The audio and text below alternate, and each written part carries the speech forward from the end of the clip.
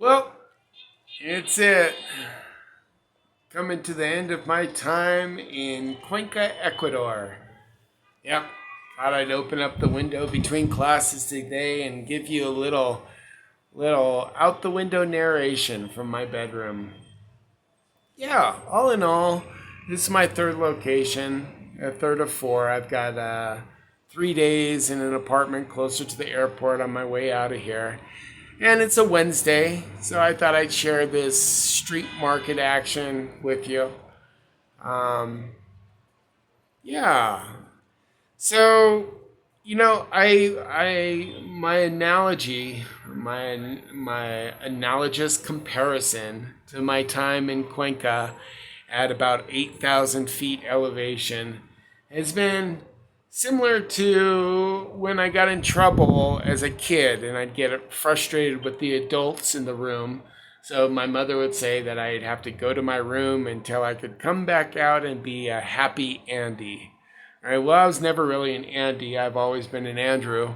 But that's kind of what Ecuador was for me. And it gave me time to develop my projects and get clear on what I wanted to do next with my life and the services that I wanted to bring to the world, whether it be coaching or interview coaching, course development.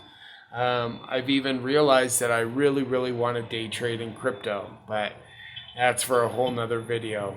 My first apartment was okay, but it had no coffee maker, so I had to go buy a French press. That French press fell apart in 3 days, so I took it back and they wouldn't take it back. So I had to buy a second French press,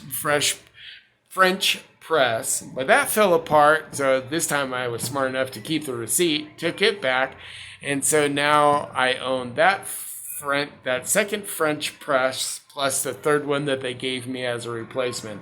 So now I'm traveling around from play location to location with 2 boxes of broken French presses because the third one fell apart too. So anyway, they don't sell that French press anymore at that store. Uh, I also got to spend 28 days at a house rental. It was about 15 kilometers outside of Cuenca. And I thought, wow, this is going to be great, right? This is going to be fantastic. Well, there's nothing wrong with the house. Even their pots and pans were great, an oven, and I cooked, and that was wonderful. Great shower, nice hot water heater right outside of the bathroom. That's good because that's not very common. But there is, I don't know, man. I really don't know how many dogs were in the area, but there are these street dogs. So if you left the property, you had about 15, 20 dogs just kind of wandering around your feet, which is a little unnerving after spending time in Mexico. But and I didn't have any dogs with me, otherwise I'd be promptly attacked like I was in Mexico. So you have to act like you're going to throw a rock and the street dogs back off. Yet they follow you. Anyway, those dogs never shut up. So 24 hours a day, they could go, from all the way deep in the valley, you could hear this rolling barking. That would just get bigger and bigger and bigger all the way up into your bedroom at 2 o'clock in the morning. And the, dogs were around different parts of the house. And I think I made a video on this. I did. Whether or not I opened it up to you can tell I'm absolutely had it. So sometimes the barking was so loud, even though it was a big property, the barking all around the property was so loud that I couldn't even hear my clients, and that's with headphones on. But as I was checking out of the place, he could see that I was visibly upset because I was freaking exhausted, and there was supposed to be a work area. There wasn't, so I just took over the kitchen table for those 28 days, and I got a lot of good work done, barking or no barking. But you get, after you're like stressed out from lack of sleep and just constantly. Man, I was frazzled. So you can see that in one of my previous videos on here. You know, and then So I move into this place. Fine, no problem. Everything works. Space. I moved all the furniture out of the living room, against the wall so I could, exercise. And there's even some weights in here. So I was doing some not leg exercise. Well, I'd walk for 45 minutes because I don't really want to go out into the street if I don't have to. Because it's just like I don't have to. So why do it? So I'd walk around in circles in here. And then I'd get paid on Tuesdays and I'd walk to the grocery store. Fantastic fruits and vegetables. Coffee is absolutely excellent.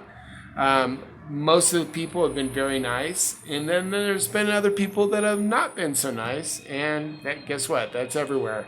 But some of the interesting things was I in my first apartment, I was going to a bakery on the regular that was across the street, right?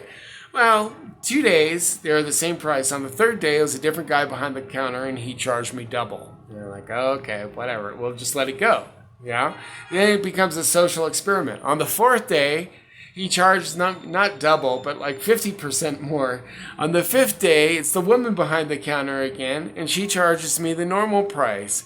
So I just kind of get this feeling like they'll clip you wherever you can. And that's not strange. That's kind of normal. But I'll give you another example. So I'm in the place where I bought the French presses, right?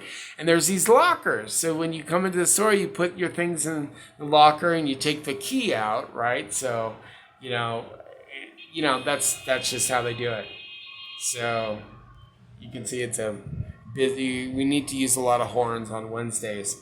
Anyway, so I've got my groceries from the other place in a locker. I've got the key in my pocket. I do my shopping. And then there's all these people in front of the lockers. Well, in hobbles this one-legged guy, right? He's got crutches in one leg and he hobbles in. And he gets to the front of the crowd and he tries to break into all of the lockers. He's just seeing like what he can pry open with his fingers. And he gets to my locker and he's prying at the corner of the locker with his fingertips. And this is in the middle of the day, right? This guy's obviously trying to break into their lockers, and the management desk is right there. You've got to know who the guy is, right? I mean, I've worked at grocery stores. When the people came in that you knew were trying to rip off the place, you tell them to go in the other direction. But here's he is in the middle of the day, and I go, Señor, esta mi caja seguro. Tengo las llaves acá. I'm holding up the key. And you go, oh, disculpe, perdón. Like, dude, I know what you're doing. You know what you're doing. Everybody in the store is watching you do what you know that you're doing. And it's not going to be me today. It's not. You're not ripping me off, right? So he just kind of shuffles out of there. It was weird. It's like so blatant. And it's like, well, if I can get it, I'm going to get it. And unless somebody says something, I'm going to get it. There's no shame in the one-legged man's game, but he's pretty identifiable, right? When you see the one-legged guy come in, he's like, oh, he's here to steal from the lockers. Nobody says a thing. It just, business as usual. So if you're looking down there, I actually bought a pair of used sweatpants. I found some Adidas sweats, man. They even got an original tag. So most of this stuff is rip-off mark stuff here. But, I found these sweats because it's so freaking cold. Nobody has heat. So I've been here in this country in late July for 3 months, and it's just chilly. You're at 8,000 feet, so you go up 4 flights of stairs and you're out of breath, right? Doesn't seem to have stopped me at this video, but I'm sitting on the edge of the bed, and I'm getting ready to eat some lunch. And, I should give you a little bit more of the mountain view here. That's better frame. Good job, Andrew. You might make it yet. Yeah, I might make it to what? To Colombia, because I'm going back to Medellin. I've got 1 more week left here, and I'm out. That's why I'm pretty hyped up. Anyway, the food's good, right? I don't go to restaurants here. I went to one hamburger place. It was, because once I got out of that country house, I was like, I need some frickin' food, right? Because it was at least 2 kilometers to the store, and I'd walk. And I'm walking back with groceries, and I'm surrounded by the street dogs trailing after my groceries. You really got that feeling that they're just going to take a bite out of whatever you had in there. Oh, that was trying. That was trying. All of this has been trying. If you're gonna leave the comfort of your, your comfy little comfort zone, then you might run into situations like this. And all of it has value. Would I do it again? I have to say yes, only because Cuenca was on my list, right? It was on my to-do list, right? So I've got a couple of days where at the end in a nicer apartment closer to the center of town, closer to the airport, where I'm going to relax, unwind, and I call that the catapult zone, right? That's as my catapult is winding to get on a plane to go to the next place. I love Medellin. I'm going to be happy to be back in Colombia, and I know where to go to get what I want and what I need in my next apartment. Once I get out of the hotel that I'm renting for a quick landing, next apartment, big balcony, right? And office chairs. So if you're working remotely, you're checking Airbnb listings, look for the office chairs. This place has an office chair, but I did spend 2 months in hardback chairs where they call it a dedicated workspace. And you're like, man, I wouldn't make my monkey sit there. Not that I have a monkey, at least not anymore. He was on my back, but his since split. Anyway, so hopefully that is my 2 cent review of Cuenca, Ecuador. I just never really jive with this country. That's okay. From October 24 to October of 25, I shall be in Buenos Aires, Argentina, and various locales in the great country of Brazil. So I'm looking forward to that. But I have to go through Colombia again, back to the U.S., move my storage because I don't trust the crime rate or where my valuables are being stored. So I have to make a migration. 1 week in San Antonio to eat some tacos and then shoot straight to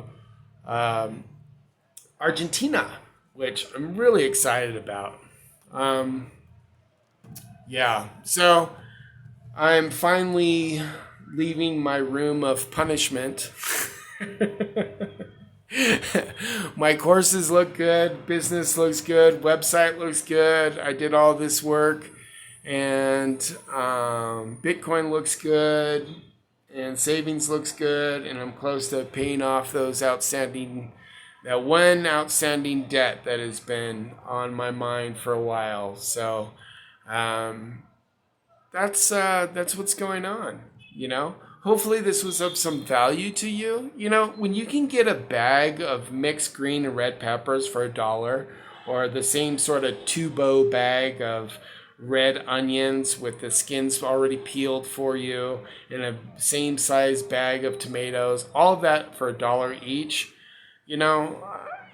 It's hard to, and I don't want to complain, right? I respect all cultures. I've lived in 15 countries and was raised around the world.